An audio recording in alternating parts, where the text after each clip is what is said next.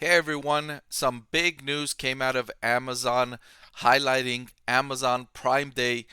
The first day of Prime Day was the single largest sales day in the company's history. So, Amazon likes to run these Prime Day events like once a year, sometimes twice a year to drive sales, to drive discounts, to drive attention to the company's offering of its Prime membership, which people can pay $139, $149 per year, and it gives them access to fast and free shipping. So they've got over 200 million Prime members already, and it drives that positive virtuous cycle, right? Having 200 million Prime members attracts third party businesses to list items on the platform, and the more items on the platform, the more people want to buy Prime memberships, and then more items, more memberships, and so that's driving a very positive virtuous cycle for Amazon. So it's good to see the Prime Day event holding successful. Of course, the company gave second quarter guidance for sales to come in between 127 and 133 billion.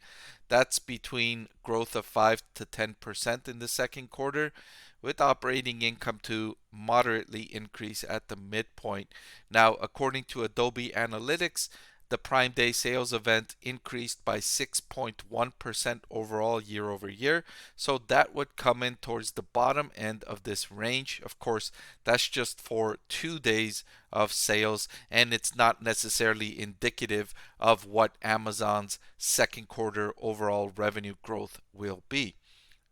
Also, keep in mind that investors buying Amazon stock are not getting the value from sales, from e-commerce sales. Let me show you this stat here. North American e-commerce net sales in the first quarter that ended March 31 came in at 76.88 billion. On that 76.88 billion in sales, Amazon earned just 898 million in operating income. Internationally, it was worse. They generated 29 billion in sales, and their operating income was negative 1.24 billion. So overall, looking at e-commerce overall for Amazon, it's a loss generating business. It's a loss generating business. That's not what investors are attracted to. Instead, what investors like about Amazon stock is AWS, Amazon's web services segment. That's what's driving the value for Amazon stock.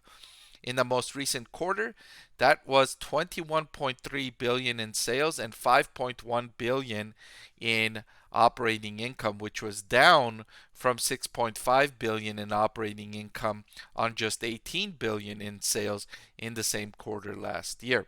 So AWS is decelerating in terms of revenue growth, and operating income is falling in the segment as rising competition is forcing Amazon to compete harder for sales, and at the same time enterprises are pulling back spending on AWS, fearing an oncoming recession. So that's really the story driving Amazon's valuation.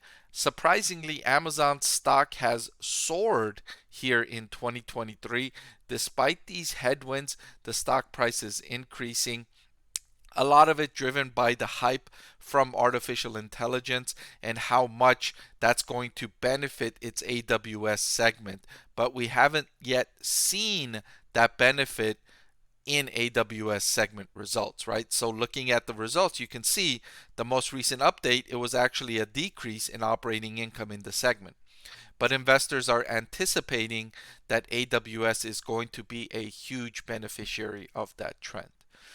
So overall, Prime Day sales increased. It was a very successful event, the most successful sales day in the company's history. But put that into context, it's not really the item that's driving Amazon's stock price increase. And so for investors, keep that into perspective. It's not really a huge benefit to Amazon's valuation or profitability, the increase in e-commerce sales, right? The real thing to pay attention to is AWS and what's going on with AWS. All right, but that's all I've got for this video.